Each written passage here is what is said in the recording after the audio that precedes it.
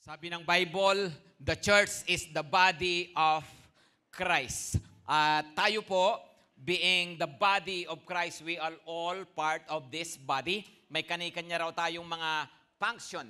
May kani-kanya raw tayong mga tungkulin. So yung iba ay bibig para ipangaral ang salita ng Panginoon, para ipangaral si Jesus. Yung iba naman po ay kamay para iparamdam ang kabutihan ng Panginoon at ang kanyang mga kapangyarihan sa buhay natin. Alam niyo na po ba kung ano kayo sa body of Christ? Alam na po ba natin? Yung iba talaga pinanindigan na nila, puwet ako rito, pastor. Isa, taga-upo lang talaga, no? Well, alam po ninyo, lahat tayo mayroong mga gifts para po nang sa ganun patuloy tayong magamit ng Panginoon. Amen? So thank you for that song. Tuloy-tuloy tayo doon po sa pinag-uusapan natin na a better country. Of course, derived from Hebrews 11 verse 15 hanggang 16. Sabi niya, they were looking forward to a better country, a heavenly one. Mayroon pala talaga tayong tahanan na nasa langit. At napakahalaga po na tayo pala magkaroon ng revelation at makita natin, ay ito talaga yung pangako ng Diyos para sa akin. At yaman po na nagkataon na ngayon ay November 2, of course, All Saints Day kahapon. At ngayon naman po ay, anong tawag nila ngayon? All Souls Day. Tingnan nyo nga po yung katabi nyo kung may kaluluwa, no?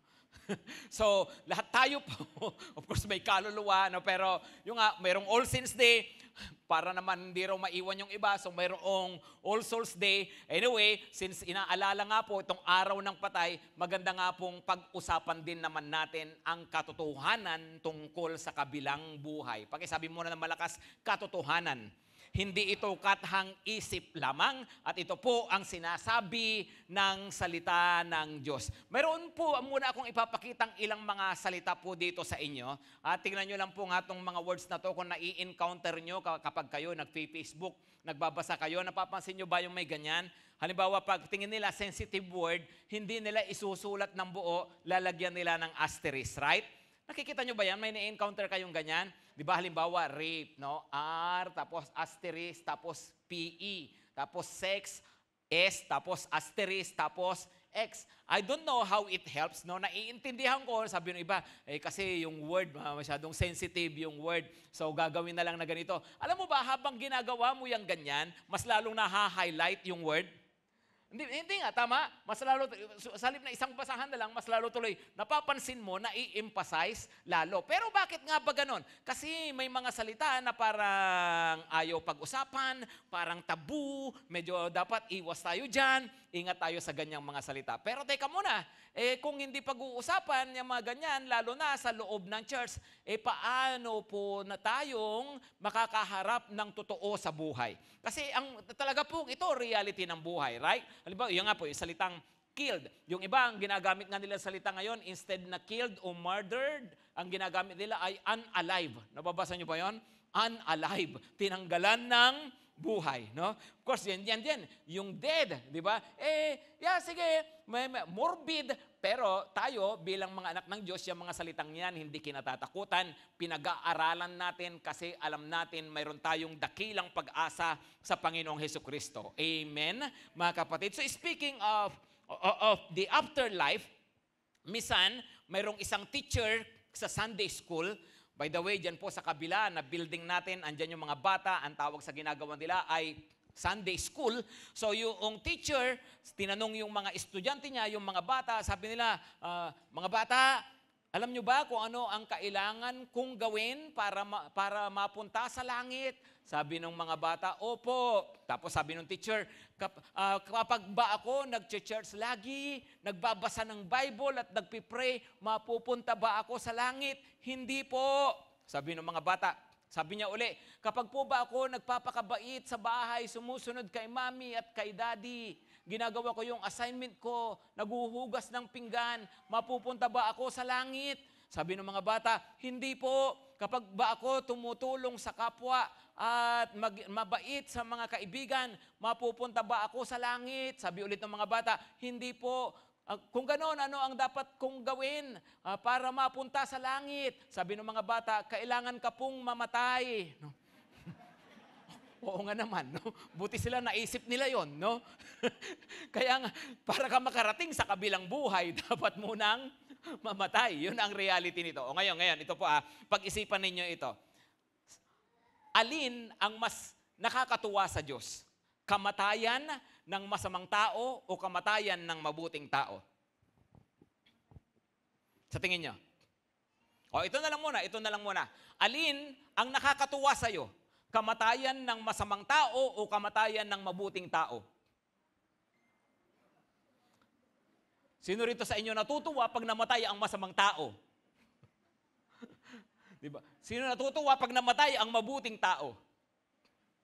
O, diba? Pero ano ba talaga pagdating sa Diyos? Sino rito naniniwala natutuwa ang Diyos pag namatay ang masamang tao? Come on. O sino naman dito ang naniniwala natutuwa ang Diyos pag namatay ang mabuting tao? Sino rito walang pakialam buhay nyo yan, mamatay kayo lahat, ganon? Bira kahit anong itanong. Tingnan nyo, ang sabi ng salita ng Panginoon Psalm 116 verse 15. Sabi rito, precious in the sight of the Lord is the death of His saints. Ano raw? No? Ano raw? Isang bagay na mabuti sa harapan ng Panginoon, kinalulugdan ng Diyos, ang kamatayan ng kanyang mga banal. Pero tingnan nyo naman ang Ezekiel 38 verse 11. Sabi, pakibasa, say to them, as I live, declares the Lord God, I have no pleasure in the death of the wicked, but that the wicked turn from his wicked way and live. So ano raw? Hindi raw natutuwa ang Diyos pag ang isang masamang tao ay namatay. Bakit? Gusto ng Panginoon na bago sana siya mamatay, magsisi siya sa kanyang kasalanan. Pero pagdating naman sa matuwid, na alam naman ng Panginoon na itong taong ito, pag namatay, mapapasa kanya. Kaya nga ang sabi ay precious in the sight of the Lord is the death of His saints. So ganun pala yun. Sa iba kinatatakutan, pero ito sa harapan pala ng Panginoon, ito ay isang bagay na nakakatuwa para sa Kanya. Bakit? Kasi nga po, ito ay panahon ng pag-uwi ng Kanyang anak sa Kanya. So ito po ay isang bagay na hindi kinatatakutan. Pero at the same time, huwag mo ring madaliin. Pakisabihan nyo katabi, huwag mong madaliin. Mabuhay ka hanggang gusto mo. Kasi nga po, ito po yung katotohanan, hindi mo naman dapat mamadaliin, pero dapat ay alam natin kung ano ang katotohanan dito. Kaya nga, kung gano'n, bakit nga ba precious ito sa harapan ng Panginoon? Kasi po sa kamatayan, mayroong ilang mga bagay na mahalagang matutunan talaga natin hanggang sa kabilang buhay. Tingnan po ninyo ang 2 Corinthians 5 verse 1 hanggang verse 11. Babasahin natin muna pa isa-isa. Tingnan nyo po ito. Alam namin kapag nasira na ang toldang tinatahanan natin ngayon, ang ating katawang lupa. Ano raw ang tinutukoy na tolda? Come on, ano ang tinutukoy na tolda? Ang ating katawang lupa. Tingnan nyo nga po yung katabi nyo, kung mukhang lupa o amoy lupa. Sabi niya, katawang lupa. So mayroon, saan daw inihambing tolda? Pag sinabing tolda, tent lang. Ibig sabihin temporary, marupok. Right? Pero tayo raw, mayroong tahanan sa langit. Ito naman yung katawang panglangit. Actually, sa English, ang ginamit na salita dyan, building, gusali. No? Mayroong isang tahanan sa langit na hindi kailanman nasisira. Isang tahanang ginawa ng Diyos at hindi ng tao. Verse 4, tuloy-tuloy lang. Dumaraing kami habang kami nasa toldang ito at labis na nananabik sa aming tahanang makalangit. Verse 3, sabayan niyo nga ako. Upang kung mabihisan na kami nito ay hindi na kami matagpuang hubad. Habang nakatira pa kami sa toldang ito, sa katawang ito, kami naghihinagpis at dumaraing. Hindi dahil sa nais naming iwaksi ang katawang panlupa, kundi dahil nais na naming mabihisan ng katawang panlangit. Sa gayon, ang buhay na may katapusan ay mapapalitan ng buhay na walang hanggan. Ang Diyos mismo ang naghanda sa amin para sa ganitong pagbabago at ibinigay niya sa amin ang Espiritu bilang katibayan na ito'y matutupad. Verse 6, sabay-sabay tayo. Diyan lang muna tayo. Sabi dito, kaya't laging malakas ang aming loob. Alam naming habang kami narito pa sa katawang lupa, hindi kami makakapasok sa tahanang inihanda ng Diyos. Okay, tatlong bagay mga kapatid. Number one, we have assurance. Bakit bakit precious sa Panginoon? Kasi ang mga nakay Kristo, ang mga mananampalataya ni Jesus, mayroong assurance. We have assurance. Pakisabi nga ng malakas, assurance. Sino rito may insurance? O di ba? Yeah, maganda yan. Mayroon kang insurance. Ang dami mong mga, kung ano, mayroon kang health insurance. Yung iba, mayroon pang mga funeral plan, memorial plan, at kung ano pa. Magaganda naman talaga lahat yun, mga kapatid. Pero alam mo, mayroon ka na lahat ng insurance, pero wala kang assurance. Teka muna, ang laki-laki ng kulang sa buhay. May mga ganyan di ba? Ang lakas-lakas pa, buhay na buhay pa, alam na nila kung saan pupunta ang kanilang katawan. Bakit? Meron nabili na ako sa Eternal Gardens, Pastor. No? So, okay, sige, alam na, pupuntahan ng katawan. Pero teka muna, paano naman ang pupuntahan ng kaluluwa? Mayroon na bang assurance? Yun po ang isang bagay na mahalaga pala na magkaroon tayo ng katiyakan. Kaya nga sabi nung verse na binabasa natin, di ba yung verse 6, sabi niya, habang nasa katawan na to, hindi pa makakapasok sa tahanang inihanda ng Panginoon. Actually, sa English, ang pagkakasabi niyan, ganito To be in the body is to be away from the Lord. And to be away from the body is to be with the Lord. Anong ibig sabihin? Ganun pala yun. Para sa isang tao na nanampalataya kay Kristo, pag nawala na siya sa kanyang katawan, makakapiling na niya si Lord. Pero habang nasa katawan pa siya, of course, hindi pa niya talaga kapiling ang Panginoon doon sa kalangitan. Pero ito nga ang sinasabi niya, mayroong ganong uri ng katiyakan ang isang tao na talagang sumasampalataya raw sa Panginoon. Alam niyo, parang ganito yan no? Speaking of other countries, kasi nga, a better country yung pinag-uusapan natin, no? Na sinasabi nga natin, mayroong the best na country sa lahat. Yung sa piling ng Panginoon. Amen? Well, speaking of other countries, alam nyo ba, mayroong mga tinatawag na most powerful passports. At ang most powerful passport sa buong mundo, alam nyo ba, nasa Asia pala, Singapore. Kung ikaw, ang passport mo ay Singaporean, madali kang makapunta sa ibang bansa na hindi mo kailangan apply na visa, ipakita mo lang yung passport mo. Alam nyo, out of 195 countries sa buong mundo, ang Singapore passport tanggap sa 193. Saan lang sila hindi tanggap? Well, siguro sa North Korea, kasi bawal naman talaga doon. Right? Ano pa? Ang pangalawa daw na most powerful passport ay ang Japan. Ang Japan naman, welcome sila sa 190 countries, no? Out of 195.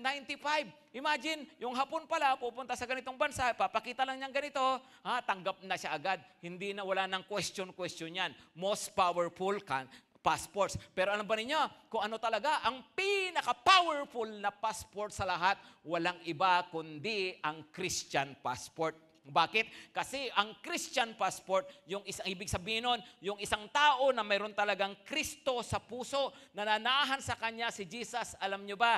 At ang taong ito, hindi lang yan pang ibang bansa. Balang araw, haharap yan sa Diyos at welcome na welcome siya. Hindi na tatanungin kung saan ka nagsimba, anong ginawa mo sa lupa. Hindi, pagkakita pa lang sa Kanya, nakita pa lang hindi yung passport na hawak niya mismo, kundi si Jesus na sa kanyang puso. Tanggap na siya sa kaharian ng Diyos. Wow, bakit? Kasi si Jesus ang daan, ang katotohanan at ang buhay. Walang makapupunta sa Ama, kundi sa pamamagitan niya. So if you have Jesus in you, dapat mayroon kang assurance. Since sa akin si Lord, dapat assured ako dyan. Sigurado ako, mayroon akong buhay na walang hanggan. No? Tingnan nyo pa itong verse na to, Philippians 1:21-24.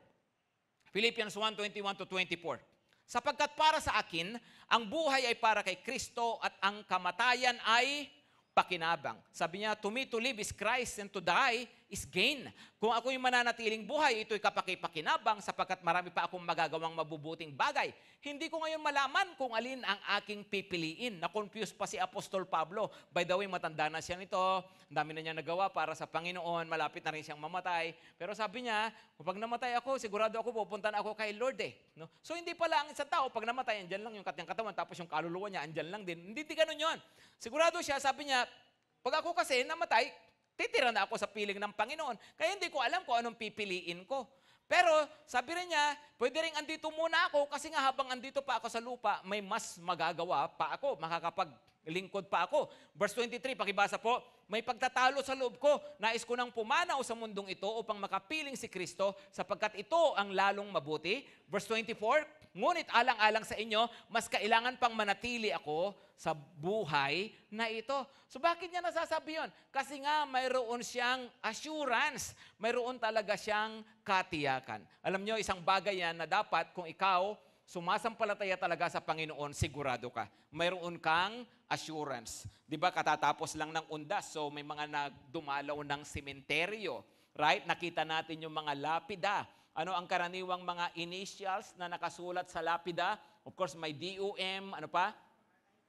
RIP, SLN, right? Ano ba ang ibig sabihin ng RIP? Kala ko nirip bago pinatay. No? Ganun ba? So, yung RIP, o anong ibig sabihin ng SLN? Anong ibig sabihin? SLN is sumalangit, nawa. No? O, tingnan nyo mabuti yan, pag-isipan nyo mabuti yan. Kung ako titingin doon, ang lungkot naman nun. Right? Kasi pag sinabing sumalangit, nawa, pag sinabing nawa, anong ibig sabihin nun? Wish ko lang. Right? Ay, patay na siya, wish ko lang, nasa langit siya. Yun ang ibig sabihin nun. Right? E teka muna, walang assurance yun. Walang assurance. Pag sinabi mong nawa, sana, ibig sabihin, walang assurance. Pero ang isang totoong Kristiyano, dapat may assurance. Sigurado ka. Ako, sigurado ako. Hindi dahil sa pastor ako. Hindi dahil sa relihiyon ko. Kundi dahil sa tagapagligtas ko. Dahil kay Jesucristo na nananahan sa puso ko. Dahil ako ay nasa Kanya. Si Jesus ay nasa akin. Kaya sigurado ako, naligtas ako. At pag namatay ako, punta ako sa piling ng Panginoon. Dapat hindi lang yun para pastor ka kasi pastor. Hindi nga yung pinag-uusapan eh. Ang pinag-uusapan, ikaw ba mayroon talagang Kristo sa puso mo? Kung mayroon ka, tinanggap mo talaga si Lord, mayroon ka dapat na assurance. Pakisabi ng malakas, assurance. No? Sigurado. Amen? Pangalawa, mayroong accountability. Pakisabi ng malakas, accountability. Tingnan natin ang verses 9 to 10. Verse 9 hanggang verse 10. Sabi niya, pakibasa ulit, kaya naman, ang pinakananais namin ay maging kalugod-lugod sa Kanya. Maging nasa katawang lupa o maging nasa piling na niya. Verse 10, sapagkat lahat tayo ay haharap sa hukuman ni Kristo at tatanggap ng nararapat ayon sa ating mga gawang mabuti o masama nang tayo'y nabubuhay pa sa katawang ito. Haharap sa hukuman ni Kristo. Anong klaseng hukuman to? Hindi ito yung hukuman na didesisyonan kung pasok sa langit o hindi. No, hindi ganon. Ang hukuman ito ay pasok tiyak sa langit, pero doon sa langit ay magkakaroon daw ng paghukom. Anong klaseng paghukom? Hindi siya haharap sa atin bilang husgado, kundi bilang hurado. Anong pagkakaiba ng husgado sa hurado? Parehong judge yan sa English. Diba? Pero pag sinabi mong husgado, ibig sabihin, didesisyonan kung guilty o hindi. Makukulong o hindi. Pero pag sinabing hurado, ano ang ginagawa ng hurado? Magdidesisyon kung sinong first prize, kung sinong second prize, kung sinong third. Tama? Yun ang hurado. Kung sinong may award at kung sinong walang award. So yun ang ibig sabihin yan. Yung hukuman na yan ay pagiging hurado ni Lord. Haharap pala tayo sa Kanya balang araw at pagharap natin ay accountable tayo kung paano tayong nabuhay. Ibig sabihin, gagantimpalaan ka at lahat ng ginawa mong pagsunod, lahat ng ginawa mong paglilingkod, hindi masasayang lahat. Yan ay ipinangako ng Panginoon. Ibig parang sabihin nito, pwedeng naglilingkod ka sa Panginoon, napapagod ka at nagsasakripisyo ka, maaaring yung ibang tao, hindi na nakikita yung sacrifices mo, pero nakikita ni Lord. Hindi niya kakalimutan yon at gagantimpalaan ka doon. Right?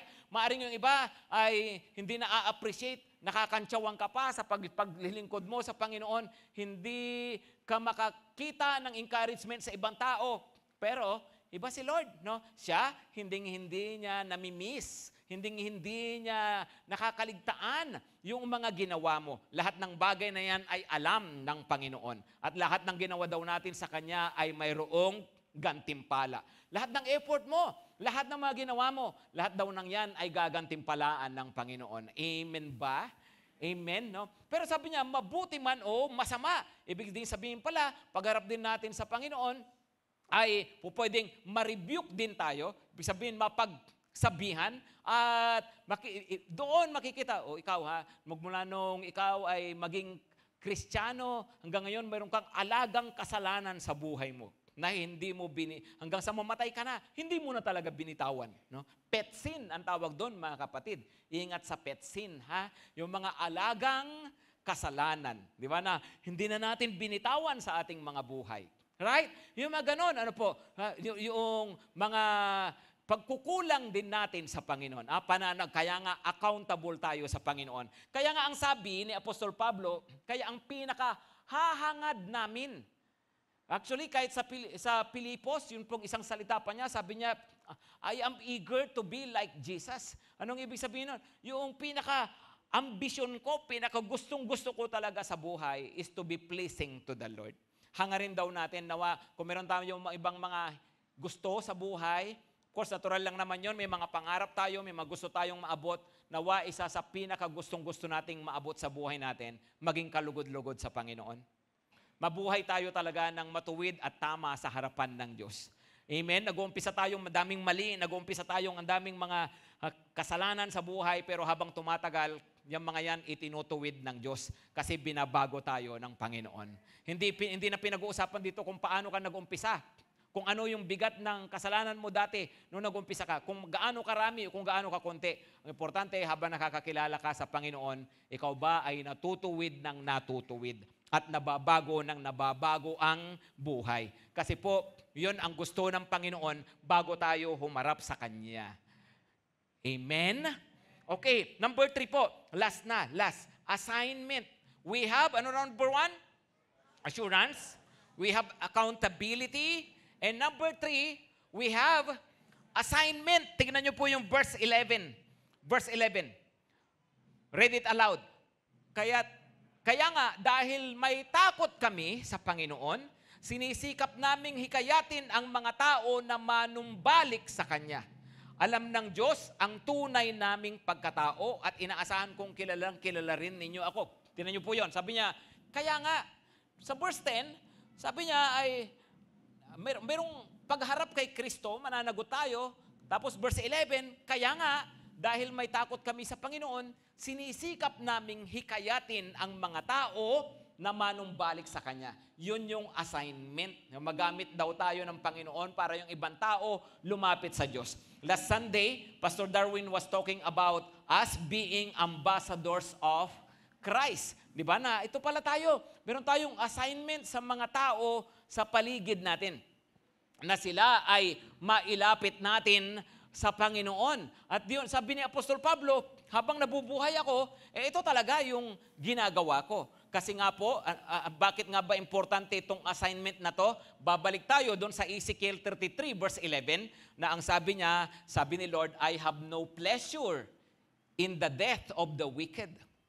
Ano raw ang gusto ng Panginoon? Na yung mga tao, wag nawa nilang kamatayan ang kanilang kasalanan, kundi sila raw po ay lumapit sa Panginoon at nang sa ganon tanggapin din nila ang assurance na mayroon ka, na ikaw bilang mananampalataya ng Panginoon. Alam nyo, ang sino mang may assurance ng kaligtasan, dapat itinuturing niyang assignment yung mga tao na hindi pa talaga lumalapit sa Panginoon. Kaya nga mayroon nagsabi, every heart with Christ is a missionary. Every heart without Christ is a mission field. Ang bawat pusong may Kristo ay nagmi-mission. At ang bawat pusong wala pang Kristo, mini-mission. No? Ibig sabihin, yun pala yung assignment natin sa mga tao sa paligid po natin. Bakit? Kasi nga po, kung mayroon pong langit, mayroon daw pong impyerno sa kabilang buhay. Ngayon, alam niyo, sa mga panahon po natin ngayon, parang pag pinag-uusapan itong mga ganito, kahit sa mga churches, Minsan, mga gustong pag-usapan sa mga churches, tungkol sa mga blessing ng Panginoon sa lupa, tungkol sa tagumpay, tungkol sa pagpapagaling sa sakit. Minsan, yun ang mga relevant na itinuturing natin. Di ba? Naintindihan ko, tama naman po yun. Ano po? Pero, pagdating naman sa mga bagay na pangkabilang buhay, pagdating sa langit, pagdating sa impyerno, minsan parang hindi na gaanong napipreach. Minsan parang ang naiiwasan, minsan nga parang hindi na open na para pakinggan ng mga tao. Pero bakit ganon? Yung bang parang hindi na napapanahon, teka muna, ang bagay na pang walang hanggan, laging napapanahon. At tingnan nyo pong mabuti, di ba? Kasi kung ito ay tungkol sa walang hanggan, mukhang dapat sineseryoso ko talaga ito. Alam nyo, maraming mga tao sa panahon natin ngayon, kaya ayaw nilang maniwalang may Diyos kasi mayroong impyerno. So para mas convenient nga naman na walang Diyos para walang impyerno. Kasi pag naniwala kang Diyos, mayroong impyerno. At hindi nila matanggap yon. Samantalang kung tutusin, hindi mo naman kailangang iwasan ang katotohanan. Ang kailangan mo lang gawin kung ayaw mo talaga sa impyerno, lumapit sa Diyos. Bayo naman ang paraan ng Panginoon. At yun nga yung assignment natin, ilapit ang mga tao sa Panginoon. Now, speaking of hell, mga kapatid, ano ba yung itsura ng impyerno? Actually, hindi natin alam. Yung mga napapanood ninyo, nababasa, actually yun ay kathang isip ng isang magaling na author nung Middle Ages. Ang pangalan niya si Dante. Dante Alighieri, parang gano'n. No? At itong si Dante nagsulat ng aklat Dante's Inferno. At yun ang itinuro na ng mga simbahan nung unang panahon na siya ay diniscribe niya ang impyerno, iba-ibang level, mayroong mahirap, mayroong mas mahirap, may pinakamahirap, iba-ibang level ang impyerno. Iba-ibang klase ng mga parusa, ng mga torture, ganyan, no? At pagkatapos diniscribe din niya iba-ibang level ng paradise. Yun yung aklat na Dante's Inferno. Available pa rin yung aklat na yan. Pero yun nga, minsan yun ang pinagbasehan ng iba para i-describe ang impyerno. Actually, hindi po ganon ang impyerno. Hindi natin alam talaga, hindi dinescribe ng Bible. Yung iba, ano ba naisip nyo pagdating ng impyerno? Ano yung naisip nyo? Yung iba naisip, siyempre, apoy. Tapos si Satanas mayroong trono sa gitna ng impyerno. Tapos may hawak na tinidor. Diba? Tapos yung mga demonyo, andyan, mga tinutorture, yung mga kaluluwang nasa impyerno. Diba? Yung mga demonyo, tinutorture yung isang tao. Diba? Kinikiliti yung talampakan ng blade. O nga naman, hirap nga naman nun, diba? Pero alam nyo ba, yung mga ganong imagination, hindi totoo yun. Unang-una, ang mga demonyo mismo takot sa impyerno. So paano sila maghahari-harian doon? Si Satanas mismo takot sa impyerno, doon nga po siya ihuhulog at parurusahan pang walang hanggan. So hindi po totoong ang mga demonyo ay hari sa impyerno, sila po yung pangunahin na pinaparusahan doon. Sila yung mga pangunahin na paparusahan. Balang araw, si Satanas ang pinakapangunahin sa lahat. So hindi po ganon ang impyerno. Ano ba ang impyerno? Well, ang sabi po ng Bible, ang tawag po dyan, eternal damnation. Pag sinabing damn, ibig sabihin lost. Eternal lostness. Ibig sabihin po, isang eternal punishment. As to what form of punishment, hindi natin alam exactly. Pero what we know of is that heaven, if heaven is the presence of God, hell is the absence of God. So yun po ang ibig sabihin ng lostness, na wala, eternal separation, eternally nahiwalay sa Diyos. Ngayon, isipin mo, ang isang buhay na walang Diyos, na may hawak ng lahat, may hawak ng hangin, may hawak ng liwanag, may hawak na lahat, yung absence of God, walang morality, wala nang anuman na mabubuting mga bagay because of the absence of God. Isipin nyo, ganun po ang impyerno. So hindi natin alam kung sa paano pang paraan, pero hell is the absence of God. Ngayon, ganito po, no? Sabi nga po nila, no, mayroon ako narinig dati, sabi niya ay, sin is man saying to God, leave me alone. Hell is God saying to man, okay, have it your way. Ano po ulit? Sa Tagalog, ang kasalanan ay pagsasabi sa Diyos, hindi kita kailangan. Ang impyerno ay pagsasabi ng Diyos, bahala ka sa buhay mo. Ang kasalanan ay pagsasabi sa Diyos, huwag mo akong pakialaman. Ang impyerno ay pagsasabi naman ng Diyos, Okay, bahala ka sa buhay mo. No? Ang ateismo, ang satanismo, ay pagsasabi sa Diyos, ayaw ko sa'yo. Ang impyerno, pagsasabi sa'yo ng Diyos, bahala ka sa buhay mo. Hell is the absence of God. At isipin niyo, you are left to yourself kung ano ka. Isipin natin yung mga masasamang tendencies natin. At yun tayo pala, no? At yung lahat ng mga pangit ng mga bagay, yun pala yung hell, no? Halimbawa, ganun po siya. Ano po? Mayroon daw is dalawang mama na namatay, napunta sa impyerno. Pagkatapos, yung usher ng impyerno, may usher palang impyerno, no? Kaway-kaway naman yung mga usher dyan. yung usher na to ay dinala sila doon sa kanilang mga kasari-saring mga uri ng punishment. So, ang punishment mo, kung ano rin yung kasalanan mo sa lupa. Ganon, no? So, itong taong ito, napakalasenggo, tapos binuksan yung isang pintuan, ipinapasok siya doon, pagkakita niya, wow, langit sa impyerno. Bakit? Kasi nakita niya napakaraming alak, lahat ng klase ng mga alak. Andun lahat, may mga mamahalin, may mga black label, may tuba din, may tuba. No? Mayroon ding suka. Ano? Pero nakita niya, ay grabe, no? Parang langit pala ang impyerno. Sabi niya, kasi imagine, doon siya sa kwartong yon. Tapos ikukulong siya doon ng 1,000 years. O di excited siya, pinasok siya, kinandaduhan na siya doon. Tapos yung isa, ito naman ay addict, no, mahilig sa tsongke, no. At pagkabukas ang pintuan, pagkakita niya, punong-puno ng weeds, no, lahat ng uri ng damo andon. Lahat ng uri ng tsongke andon, may gawa sa ibang bansa, may galing sa Thailand, may galing sa Sagada, no. Kung ano pa, lahat. Excited siya. Naku, atat siya na makapasok doon. Tapos, pinapasok na siya, sinarahan, kinandaduhan. After 1,000 years, binalikan sila nung usher, binuksan ang pintuan doon sa Lasenggo. At paglabas niya, sabi niya, palabasin niyo ako rito. Ayaw ko na rito. Please, maawa kayo sa akin. Nagmamakaawa siya. At, tapos yung kanyang itsurang, payat-payat na niya, yung kanyang atay ay durug-durug na.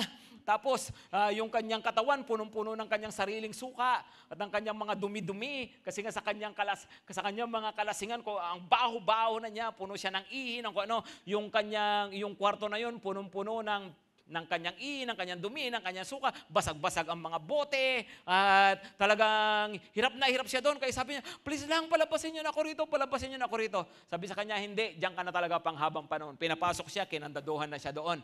Pumasok doon sa pinagbuksan yung isa, paglabas ng pintuan, noong galing sa may maraming weeds, ay nakita yung kanyang mata, atat na atat pa rin, naglalaway sa pananabik, at the same time may halong frustration sa kagalit. Tapos paglabas niyang ganyan, sabi niya, bakit walang lighter?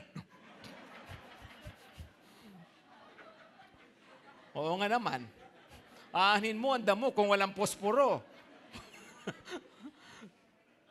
Pero what's the point? Minsan yung kasalanan natin, pwedeng yun yung kaparusahan, right? Ganito, kapag pala pinabayaan talaga ako, sa kung ano ako, kung anong mga desires ko, ganito pala, mapapahamak talaga. Ganito pala yung kasasama ng kalalabasan ng buhay ko. Pwede rin talaga na dami kong mga desires, mga kung ano, pero kahit pala mapasayo yun, para ma-realize mo yung bandang huli, ay wala pala talagang fulfillment, hindi ka pa talaga mabubusog, at talagang wala talagang kasiyahan ang buhay na wala sa Diyos. Maliwanag, mga kapatid. Kaya nga, pwede, it might be that just as heaven is about you being perfected. Kasi sa langit, perfect na tayo, right? Right? Alam nyo ba, sa langit daw, wala nang anuman na karamdaman, wala nang sakit. Sa langit, wala nang beer. Sabi na, sa langit, walang pangit. Amen? Sa langit, walang sakit. Amen? O, di ba? So, ibig sabihin, wala na rin kasalanan. Ibig sabihin, perfect tayo sa langit. Tingnan niyo yung katabi niyo, no? May ipa-perfect pa ba yan o mukha ng perfect? No? Pero sa langit, you will be perfected, right? Okay, listen carefully. If heaven is becoming the perfect you, it might be that hell is becoming the worst you. You are left to yourself, to your evil inclinations. Lahat ng yon. And it becomes hell. No? Yun pala yung impyerno mo balang araw sa kabilang buhay. So, tingnan niyo mga kapatid, ha? Kasi, kaya, hindi natin alam exactly, pero yung nga po, ang ibig sabihin ng hell po, eternal separation from God. Kaya nga po, if heaven is the presence of God, hell is the absence of God. Meron po akong napanood ditong hapon lang, actually, tungkol sa mga nakaranas ng NDE. NDE, Near Death Experience. Ito yung tinatawag na nag-brain dead, or in other words, flatliners. Pag sinabing nag-flatline, di ba yung gumaganon, no? Tapos, pag ganon na, pero alam nyo, marami pong mga kaso ng nare-revive pa. Alam natin yon, di ba? At yung iba, pagka-revive nila, kaya nagugulat yung mga doktor, bakit to ang may kwento na kung saan nanggaling? At nagugulat yung, di ba, hindi na sila dapat makapag-imagine, pero mayroon silang maliwanag na kwento. Yung iba, nakapunta raw sa magandang lugar, yung iba, napunta sa nakakatakot na lugar. No? Itong napanood ko kanina nga po, hindi pa naman talaga nag-flatline, pero grabe na po yung kanilang kalagayan. Isang bata, binatilyo, ang pangalan niya, Trenton, taga-Alabama, at na-aksidente. Yung bungo daw niya, durug-durug, tapos talagang grabe yung tinamong pinsala ng utak. Sabi ng mga doktor, walang pag-asa. Yung mga magulang na wala na ng pag-asa, sabi nila talagang mamamatay. Kung mabuhay man yung gulay talaga yan, hindi makapagsasalita, hindi man lang makakatayo yan. Ganoon ang sabi ng mga doktor. Kaso po, kaya napabalita to actually sa US, no? Hindi lang ito YouTube, nabalita po talaga sa CBS, at kung ano. Anyway, ganito po, no? So, yun, ganun daw yung kalagayan ng bata. Pero naghimala ang Diyos no? Ngayon, kita mo may tahi pa talaga, no? Tapos siya po ay nakakapagsalita ng malinaw, nakakapag-basketball pa, no? Anong ibig sabihin? Yung palang katibayan na may ginawang himala ang Diyos. Sabi ng doktor, it's a miracle, no? Miracle daw talaga. Pero sabi ni Trenton, sabi niya noon daw, sa isang point nandun nga siya, nakakoma siya, sabi niya napunta raw siya sa isang napakagandang lugar. Tapos may nakita akong isang lalaki, sabi niya na mayroong balbas. Sabi niya, no? At yun nga, tapos, nung sumusunod daw siya para pumasok pa sa isang lugar na pinuntahan daw nung lalaki na yon, ay biglang sinabi sa kanya, hindi mo pa oras. Tapos yung nga, nagising na lang siya sa kanyang katawan. No? Ibig sabihin nun. Actually, ito po ang mga doktor, ang dami nagkukwento na maganyan, mga doktor mismo. Kasi nga, may kabilang buhay. Pero ito naman, no? Pero pakipakita nga yung picture. Ito naman, inatake sa puso. Atheist. Talagang hindi naniniwala sa Diyos. Kaso napunta siya sa hospital, parang nagbabakasyon niya, so wala sila sa maayos na hospital. 8 hours, walang tumitingin sa kanya. Hanggang nga sabi niya, ang kwento niya, anyway, kaya ipinakita ko talaga ng buo para kung gusto niyong panuorin on your own, pwede niyo pong panuorin. 30 minutes, forward nyo, no? Makikita niyo na po yung kwento niya. Anyway, ayan siya. Hanggang sabi niya ay nakita na lang niya na parang parang nakatayo siya. Nagtataka siya, kinakausap niya misis niya, hindi siya narinig. Tapos nakita niya mayroong nakatalukbong doon na siyempre katawan niya yun, hindi niya alam. Tapos niya mayroong mga nagdala sa akin na mga tao.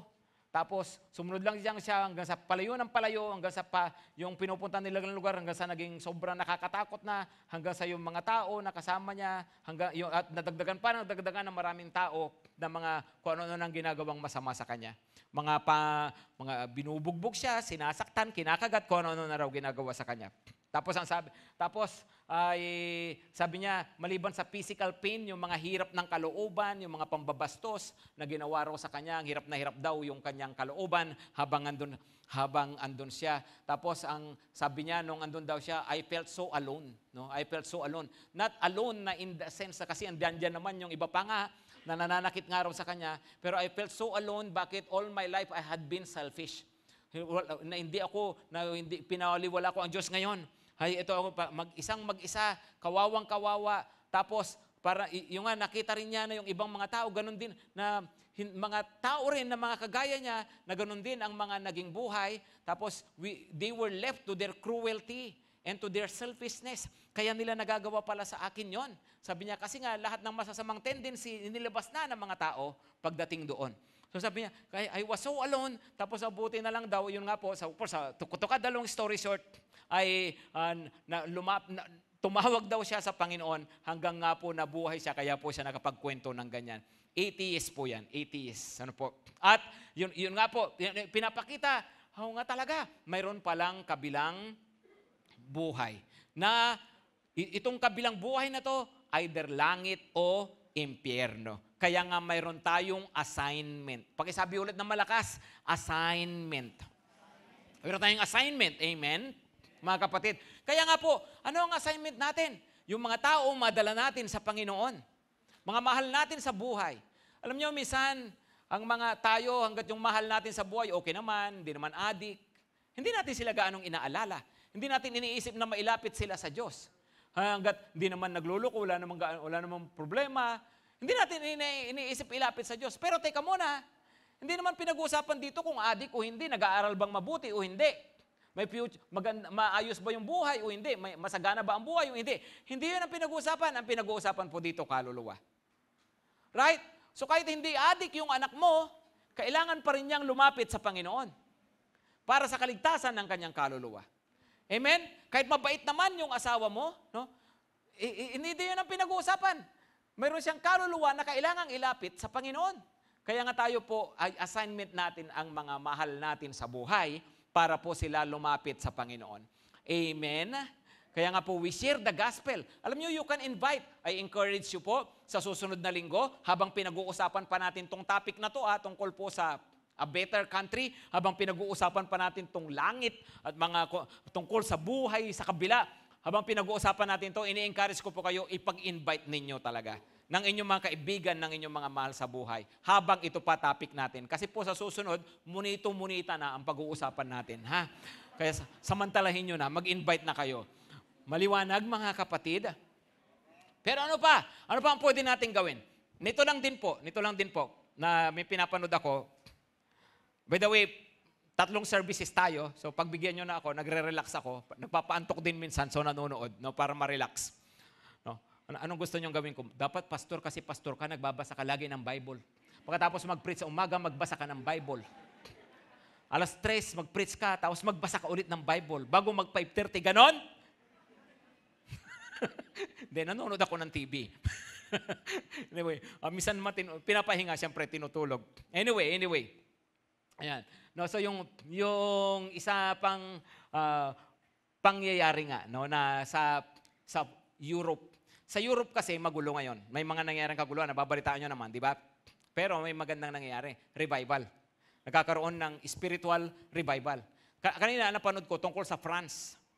Sa France daw ay biglang dumarami yung mga evangelical Christians and evangelical churches. Ibig sabihin, kapatiran natin. Sabi, nung nagbabalita, every 10 days, mayroong natatayong evangelical church. Nagkaroon bigla ng revival, samantalang, alam niyo po, ang Europe, ang tawag dyan, ng iba, post-Christian nation. Dating mga naniniwala sa Diyos, ngayon, hindi na sila gaanong nagpapapaniwala sa mga spiritual na bagay. Napasukan na sila ng atheism, ng ano po. Pero ngayon, ay significant yung nangyayari. Milyon yung lumalapit sa Panginoon daw ngayon. No, doon nga sa France. At mayroong in-interview isa sa mga babae, ang pangalan niya ay si Noemi Susan. At itong si Noemi, nung 12 years old daw siya, pinangako na niya sa kanyang sarili, hindi na ako aapak sa loob ng simbahan. No? Pero nung 17 years old siya, nagkaroon siya ng matinding problema, tinulungan siya ng Panginoon. Tapos nakita niya na talagang Diyos ang tumulong, so lumapit siya sa Panginoon, napunta siya sa evangelical church.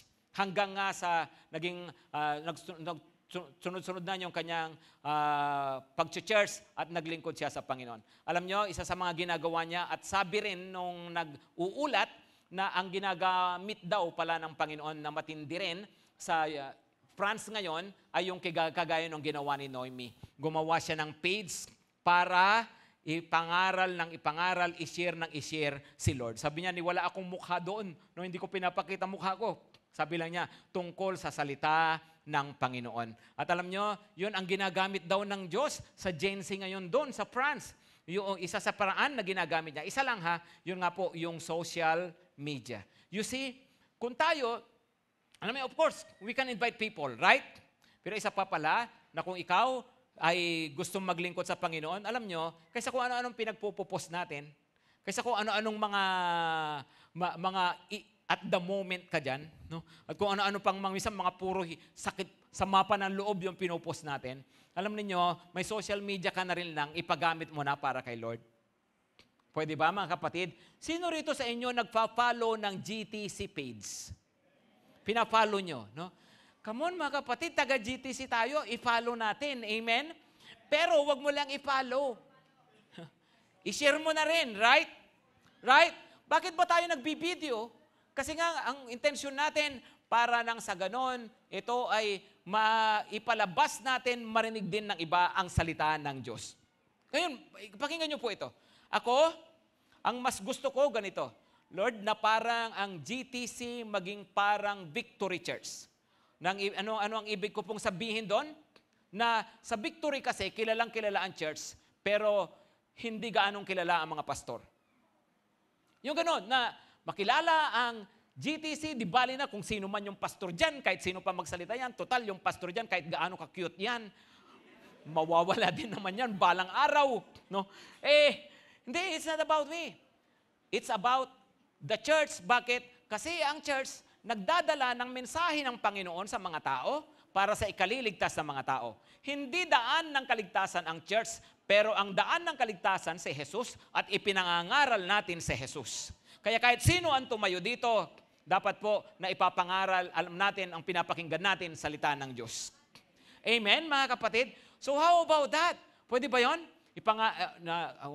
Papagamit ko nga social media ko, pag-share ko. No? Kasi po, gusto ko rin i-take advantage po, lalo na po ngayon. Kasi dati parang ang followers po ng page natin nasa 24, almost 30,000, mga ganyan. Itong si JR, sinabihan niya yung kanyang mga followers, i-follow nyo ang Grace Testament Church. No? Ang followers ni JR, 8.7 million lang. No? So alam niyo po, pagkasabi lang niya Friday niya sinabi. Pagkarating po ng Sabado, 142,000. No? Ang naging followers. Tapos ang nadadagdagan pa sa mga sumunod na mga araw. Of course, numbers, sige, followers, ganyan. No? Maring sa tingin na iban, hindi big deal. Pero para sa akin po, yung mga nag-follow niyan, marami dyan mga hindi pa talaga nakakakilala sa Panginoon. So pwede nating samantalahin, since nag-follow sila, mag-post tayo, mag-share tayo ng mag-share, upang nang sa ganon marinig nila ang salita ng Panginoon. At malay mo, yun ang gamitin ng Lord. Amen, mga kapatid. Kayo po, ang dami nyo pang mga kaibigan na mga hindi pa nakakakilala sa Panginoon, na kailangan pa ng kaligtasan. Ako po, sa tagal ko na rin Christian, tagal ko ng pastor, karamihan ng mga kakaibigan ko, mga Christian na rin. Right? Pero patuloy akong nagpapagamit po sa Panginoon. Pero kayo po, alam nyo, sa totoo lang kayo, ang dami nyo pa na nakapaligid sa inyo, na mga dapat po magawa natin ang assignment kasi sila po yung mga assignment natin. Amen? Ano po yung tatlo that we have in the Lord? We have assurance, accountability, and assignment. Tumayo na po tayong lahat. Sige po, tayong lahat. Yumuko tayo at pumikit. Manalangin. Magpasalamat sa Panginoon. Yun pong may mga assurance dyan. Thank the Lord. Come on. Thank the Lord. Salamat Panginoon sa kaligtasan. Hindi ito ilusyon, hindi ito imagination, hindi ito feel good na mensahe. No. Ito ay pangako ng Diyos. So I want you to thank God for your salvation. I want you to thank God for your assurance.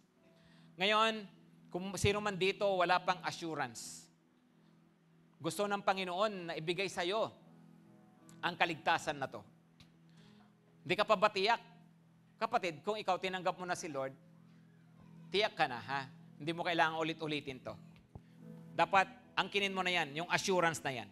Pero kung may bago dito, kung mayroong bisita, o bago-bago po kayo rito, hindi pa kayo sure talaga, kailangan mong tiyakin ngayon. Kailangan mo ng assurance na to. Sa paanong paraan, Pastor? Sa pamagitan ng paglapit ng buong puso kay Jesus na nag-iisang tagapagligtas. Sa pamagitan ng pagtanggap sa Kanya bilang Panginoon at tagapagligtas ng buhay mo. Habang nakayuko tayo at nakapikit, kung sino man rito sa inyo, gustong tanggapin ang Panginoon. Gusto talaga na magkaroon ng katiyakan, ng kaligtasan. At gusto mong sabihin kay Lord, Lord, tinatalikuran ko ang kasalanan ko, tinatanggap kita bilang Panginoon ko, binibigay ko sa iyo ang buhay ko. If that is you, nagsasabi sa Panginoon, Jesus, you are my Lord, binibigay ko ang buhay ko sa iyo. Tinatanggap kita. Kung ikaw yon, pwede ba itaas mo lang ang iyong kamay and I will pray for you, let me pray for you. Sige po, itaas nyo lang ang inyong kamay. Anyone. Nakikita po kayo ng Panginoon, anyone. Sige po, nakikita kayo ng Diyos. Salamat. Thank you, Lord. Thank you, Lord. Ipatong nyo nga po yung kamay na yan sa tapat ng puso nyo. And say this prayer with me. Banggitin nyo po ito galing sa puso. Sabihin nyo po ito, Panginoong Jesus, sumasampalataya ako sa iyo na Diyos na nagkatawang tao, namatay sa krus at muling nabuhay. Binayaran mo ang aking mga kasalanan sa krus. Patawad sa mga kasalanan ko. Tinatalikuran ko ang makasalanang buhay. Panginoong Jesus, binibigay ko ang buhay ko sa iyo. Susunod ako sa iyo. Tinatanggap kita bilang Panginoon at tagapagligtas ko. Thank you, Lord. Salamat, Panginoong Jesus, sa pagtanggap mo rin sa akin ngayon. Pwede na pong ibabangin yung mga kamay. Yes, Lord. And give us the assurance, every one of us. Everyone who has opened his heart to you, give him the assurance that he is yours, that you have given him eternal life just as you have promised in your word. Salamat po, Panginoon. At sa oras din pong ito, tulungan nyo kami, lahat kami, na mabuhay, na accountable, Panginoon, na maging desire namin, maging ambisyon namin sa buhay, ang maging kalugod-lugod sa iyo. I-desire talaga namin ito, Panginoon. Mag-desire kami, hindi lang umasenso sa buhay, hindi lang maging masaya ang buhay. Mag-desire kami, Panginoon, na maging kalugod-lugod ang buhay namin sa iyo. Baguhin mo, Panginoon, yung mga pananaw namin, baguhin nyo yung mga hinahangad namin. At gawin mo ito na mas lalong maging makadiyos na mga paghahangad sa buhay. Tulungan mo kami, Panginoon. At the same time, Lord, gamitin mo rin kami para sa assignment namin. Send us, Lord. Send us, Lord.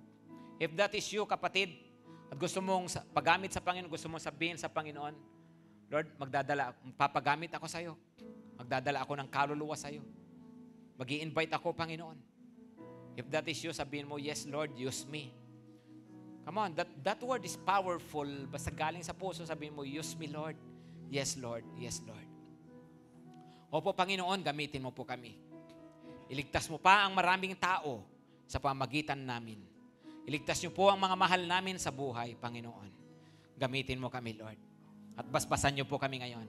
At ngayon, mga kapatid, ang pag-ibig ng Diyos, ang biyaya ng Panginoong Hesukristo at ang pagsama ng banal na Espiritu ay sumating lahat, ngayon at magpakailanman. Amen at amen.